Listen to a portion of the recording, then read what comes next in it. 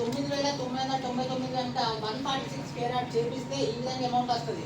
లేదు ఆ పర్సన్ ఇదే రేట్తో నీకు ఎక్కువ స్క్వేర్ యార్డ్ తీసుకుంటే ఇక్కడ ఎక్కువ అమౌంట్ వస్తుంది. అర్థమవుతుంది కదా? సో లేదు అతని దగ్గర మిడిల్ ఇన్వెస్ట్మెంట్ అంటే పర్ స్క్వేర్ యార్డ్ 15,099 కనుక ఒక ప్లాట్ ఇన్వెస్ట్మెంట్ చేస్తే అతనికి మీకు 99,751 రూపీస్ వస్తుంది.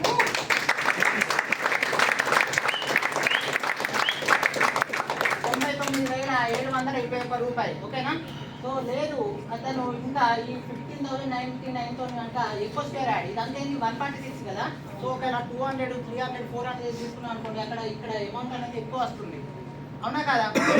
లేదు అతనికి హైవేకి దగ్గరలో ప్రాజెక్ట్ కావాలి అని అనుకుంటే పర్ స్క్వేర్ యాడ్ 17,099 కనుక తీసుకుంటే మీకు 1,14,380 రూపాయలు మైనస్